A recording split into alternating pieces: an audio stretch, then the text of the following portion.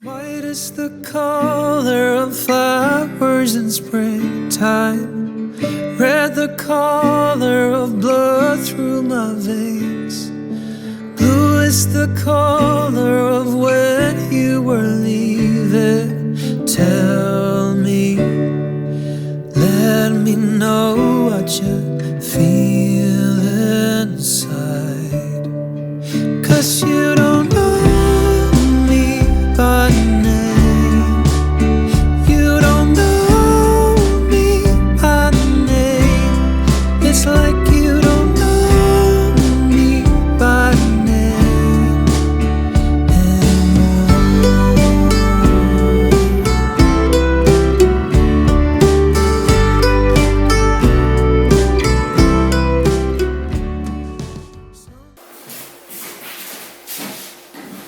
안녕하세요 여러분, 오규있습니다. 가을이네요. 가을이네요. 네, 가을입니다. 가을 하면은 떠오르는 게 바로 독서의 계절이죠. 제가 독서를 진짜 좋아하거든요. 올해 들어서 거의 한 24~25권의 책을 읽었던 것 같아요. 가을이 독서의 계절이기도 하고 제가 감명 깊었던 책들이 되게 많이 있어요. 추천해주고 싶은 책들이 되게 많이 있는데 그래서 이게 결부돼가지고 여러분들께 좋은 책들 추천해드리면은 좋은 컨텐츠가 나올 것 같다 라는 생각에서 이번 영상을 찍게 되었습니다. 오늘 제가 소개해드릴 책은 두 권 있어요. 첫 번째로는 뭐냐면 바로 올더스 헉슬리의 멋진 신세계입니다. 만약에 사람들이 저한테 책 추천해주세요 라고 하면 무조건적으로 1순위로 추천해드리는 책이 바로 올더스 헉슬리의 멋진 신세계예요. 그만큼 저한테 감명 깊었고 저의 시선을 바꿔줬어요. 세상을 바라보는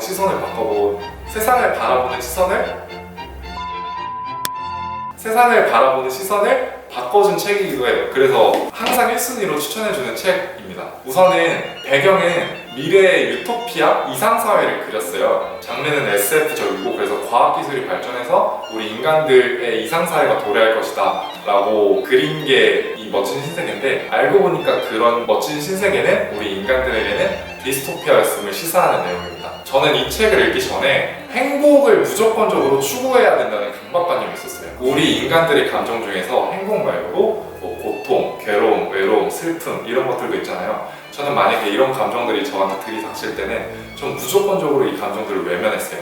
그리고 무조건적으로 행복만을 추구하는 삶을 살았었거든요. 그러니까 외로움이나 고통이나 슬픔 이런 것들이 올 때면은 이러면 안 돼. 그래서 바로 막 운동하러 나가고 책 읽으러 나가고 아니면 그냥 좀 하면 좀 아무 생각도 안 들고 좀 행복해지는 일들을 많이 했어요. 그러다 보니까 그런 일들을 하고 나서 1시간 있다가는 괜찮았어요. 왜냐하면 운동하고 나면 머리 상쾌해지고 맑아지고, 근데 어찌 되다 보니까 시간이 지나면 결국 그 우울이 다시 저한테 덮쳐오더라고요. 그러니까 우울의 싹을 잘라버리는 게 아니라 저는 그냥 이걸 외면한 채로 행복만을 바라보다 보니까 되게 삶이 공허해지고 염세적이어지고 되게 우울했었어요. 그런 당시에서 제가 이 책을 읽었었는데 이 책이 저한테 주는 메시지는 이거였어요.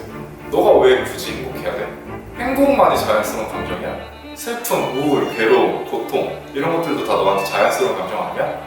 라는 내용이었어요. 그러니까 이 책은 등장인물들이 만약에 외롭거나 슬프거나 괴로운 일을 겪을 때는 소마라는 어떤 알약을 먹어요. 미래의 그 일종의 마약 같은 건데 그걸 먹으면은 순간적으로 이런 감정에서 도피되어가지고 행복한 감정을 느껴요. 그런데 이 싹을 없애버린 게 아니라 결국에는 자신이 순간적으로나마 행복으로 탈출하고 다시 돌아오면 여전히 이런 상황이 남아있잖아요.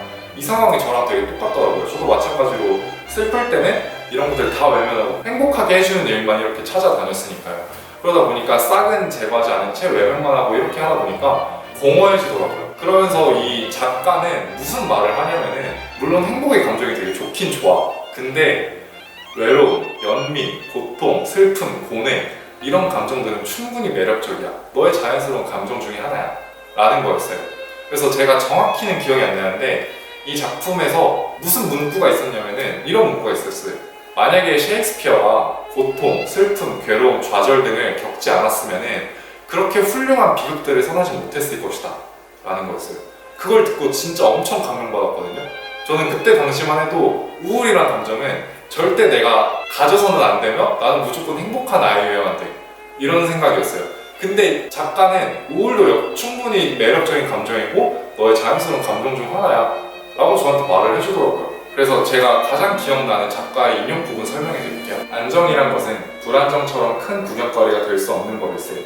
따라서 만족하는 생활은 불행과의 처절한 투쟁이 지니는 매력이나 유혹과의 투쟁이 지니는 장관이나 정멸 내지 회의에 의한 치명적인 패배가 지니는 장쾌함을 갖추지 못하는 것이야. 이 말을 듣고 행복하면 좋긴 한데 슬픔이나 괴로움, 고통 이런 것들은 되게 장쾌한 감정이고 되게 매력적인 감정이구나 라는 걸 많이 느꼈어요. 그래서 내가 왜 굳이 행복하려고만 했을까? 라는 생각이 들었어요. 슬픔 역시 나의 자연스러운 감정 중에 하나고 만약에 슬플 때 나를 내가 사랑하지 않고 외면을 한다면 그건 온전히 나 자신을 사랑하지 않는 게 아닐까? 라는 생각이 많이 들었고 그래서 제가 슬플 때면은 이거를 외면하려고 하지 않고 나 슬프구나 그러면서 진짜 슬픈 노래를 더 듣거나 아니면 슬픈 시를 짓거나 슬픈 글을 쓰거나 슬픈 영화를 보거나 그 슬픔을 그대로 만끽했어요. 그 결과 어떤 일이 있었냐면은 그 슬픔이 약간 좀 개워지는 느낌? 좀 더 자연스러운 내가 되는 느낌이 많이 들더라고요. 그러면서 슬플 때 쓴 글이나 어떤 시 같은 것들이 되게 매력적이더라고요. 영감의 요소도 많이 불러일으키고 정말 매력적인 감정이었구나 라는 생각이 들고 슬플 때 나 자신도 나 자신임을 인정하고 슬플 때 나도 살아감으로써 저는 제 삶에 더 애착을 많이 불러일으키게 됐습니다. 그래서 만약에 여러분들도 저와 같은 고민이 있으셨다면 올더스 헉슬리의 멋진 신세계를 한번 읽어보시는 걸 추천드립니다.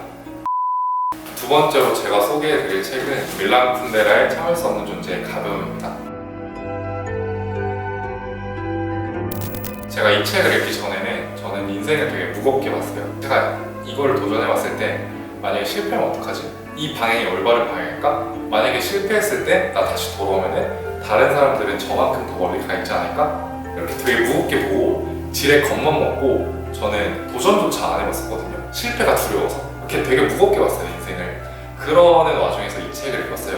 이 책을 읽었을 때 이 책은 저한테 뭐라고 주냐면은 우리 인생은, 우리 삶은, 우리 인간은 참을 수 없는 정도로 가볍다. 먼지처럼 가볍고 깃털처럼 가벼운 것이 우리 인생이다 라는 거였어요. 이 책의 맨 처음부터 보시면은 니체의 영원회귀 개념이 등장해요. 니체의 영원회귀 개념이 뭐냐면은 지금 여기 있는 제 삶이 무수히 많은 시간이 흐른 뒤 다시 반복되는 거예요. 그렇게 반복되는 게 무한히도 계속 반복되는 게 영원회귀다. 밀란 쿤데라는 그래서 영원회귀의 개념을 제시하고 이 영원회귀 개념을 아예 부정해버려요. 우리 인간은 두 번, 세 번, 네 번 살아가는 게 아니다. 우리 인간은 한 번밖에 살아갈 수 없다. 그렇기 때문에 참을 수 없을 정도로 가벼운 존재다. 그게 인간이다 라고 하거든요. 이 책에서 두 가지 예시를 들어줘요. 첫 번째가 뭐냐면은 1618년에 일어난 프라하 창문 투척 사건이에요. 프라하 창문 투척 사건이에요. 그래서 체코 국민들은 대범함과 신중함을 택해야 되는 상황에서 대범함을 택해버린 거예요. 그래서 30년 전쟁이 발발한 거고 체코 국민의 거의 모두가 몰살되는 비극이 벌어져요. 그리고 1938년 미넨 회의에서는 대범함과 신중함 중에서 대범함을 택했어야 됐어요. 근데 신중함을 택한 거예요. 그러다 보니까 제2차 세계대전이라는 큰 비극이 낳는 결과가 발생하게 되거든요.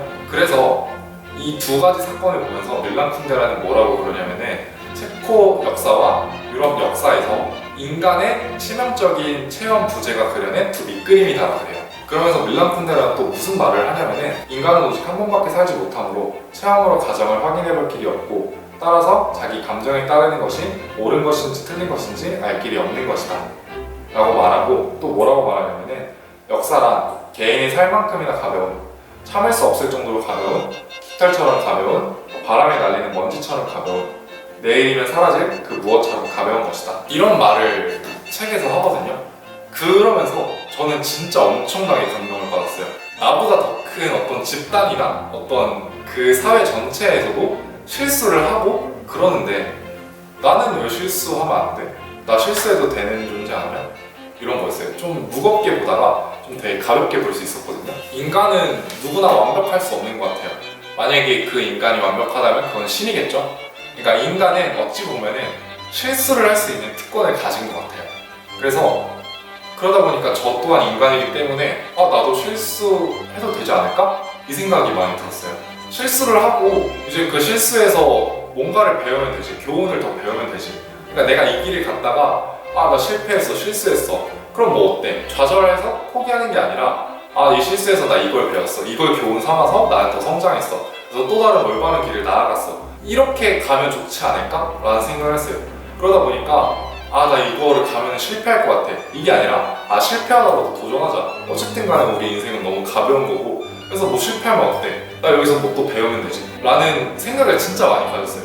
그러면서 느낀 거가 중요한 점은 이 길을 갔을 때 실패하느냐, 실패하지 않느냐가 아니라 실패를 하면 뭐 어때? 실패를 해서 그 실패에서 배울 수 있느냐, 없느냐인 것 같아요. 그래서 이 실패를 함으로써 이걸 나의 어떤 타산지석, 반문교사 삼아가지고 더 발전할 수 있느냐, 아니냐인 것 같더라고요.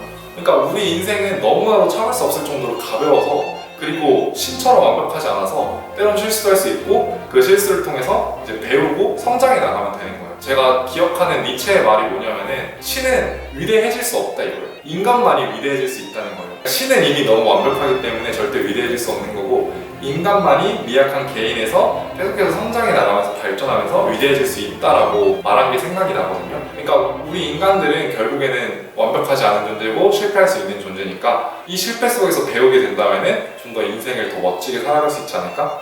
그러면서 도전에 대한 어떤 겁, 막연한 두려움이 사라지고 그냥 인생을 되게 가볍게 볼 수 있게 되었던 것 같아요. 그래서 만약에 여러분들도 저처럼 실패하는 게 두렵거나 도전하는 것 자체에 막연한 두려움과 겁을 느끼신다면 아마 이 책을 읽어보시는 걸 되게 추천드립니다. 그러면은 오늘 제가 준비한 책 소개는 이렇게 2권으로 마치고요. 이 책을 읽고 만약에 좀 도움이 되셨다면 좋겠습니다. 만약에 책을 읽지 않더라도 제가 아까 말씀드렸던 슬픔도 역시 나의 자연스러운 감정이고 되게 매력적인 감정이다 라던가 아니면은 나도 실수할 수 있고 실패할 수 있지, 인간은 어찌됐든 간에 실패할 수 있는 참을 수 없을 정도로 가벼운 존재야. 그래서 이 실패에서 나는 배우면 돼 라는 어떤 그 태도도 되게 좋은 것 같아요. 그래서 저는 그 태도를 가지고 나서 삶의 애착을 불러일으키고 그리고 저 자신을 더 사랑하게 됐거든요. 그래서 이런 태도 역시 되게 좋은 것 같습니다. 그러면은 오늘 영상은 여기서 마치도록 하고요. 영상 시청해주셔서 너무 감사합니다. 항상 힘이 많이 되고 도움이 많이 되고 있습니다. 여러분들의 좋아요와 구독 이거는 저에게 엄청나게 큰 힘이 되고 있습니다. 항상 너무 감사드립니다. 감사합니다.